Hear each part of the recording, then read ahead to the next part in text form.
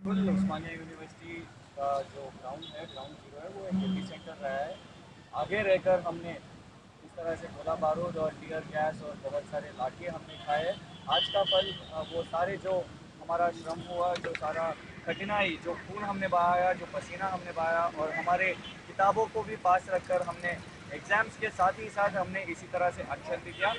उस तरह से हमारा सफलता आज दिखाई दे रहा है। 29वां राष्ट्र आज आ रहा है और इसमें उस्मानिया यूनिवर्सिटी और सारे छात्र, सारे तेलंगाना के छात्रों ने, क्योंकि हैदराबाद में उस्मानिया यूनिवर्सिटी का एक क्रूशियल रोल प्ले हुआ और सारे छात्र जो पूरे तेलंगाना के 10 जिलाओं में थे, उन्होंने हमारे बुलावा पे, हर कार्यक्रम पे, हर अनशन पे उन्होंने, चाहे वो सड़क बंद रहने दीजिए, रेल रोको या कोई भी बंद, पूरा उन्होंने कहा।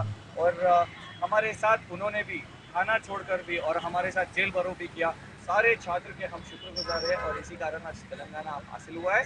और हर एक छात्र भी, क्योंकि उनको मालूम है कि आने वाला कल छात्रों का भविष्य के लिए, क्योंकि युवाओं को अगर नौकरी चाहिए तो तेलंगाना हासिल होना चाहिए। इसी कारण आज अगर हम तेलंगाना के कोई 5वीं कक्षा के बालक को भी पूछेंगे तो वो बता सकता है क्यों तेलंगाना चाहिए। तो एक नारा आ गया है कि कल हमारे स्वयं पालन के लिए, नहीं तो आत्मगौरव के लिए, नहीं तो स्वराष्ट्र के लिए तेलंगाना हासिल होना ज़रूरी है। इसीलिए हमारा भविष्य तेलंगाना में है और इसीलिए सारे छात्र आकर उन्होंने झंडा उठाया।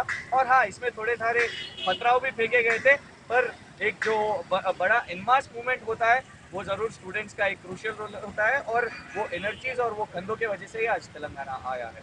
अच्छा, एक बात और रही जो आपका हॉस्टल रहा और जो वहाँ पे रहने वाले जो छात्र थे, उन्होंने भावनाओं में देखिए, बातों में देखिए, आपको अपने प्राणों की आहुति दी थी, जो आपका वीर आप कह रहे हैं, खासकर 2009 के बाद जो संविधान सभा ने किया था, उसके बाद एक दिन पर क्या आपको लगता है कि उन शहीदों की जो कुर्बानी है वो आज काम आई?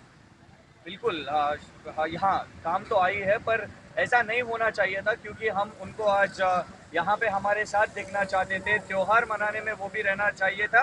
पर क्या होता है इसमें, एक बड़ी सी संघर्ष में जब राजनेता और राजनीति आती है तो बहुत सारे ऐसे हालात होते हैं कि हमारे इस तेलंगाना के अनशन में, इस तेलंगाना के महासंघर्ष में बहुत सारे फेजेस थे। एक था डिप्रेशन फेज, जब तेलंगाना इतने 60 साल से तेलंगाना का एक सपना था, उस सपने को कभी हासिल नहीं कर सकते थे, ये एक डिप्रेशन था।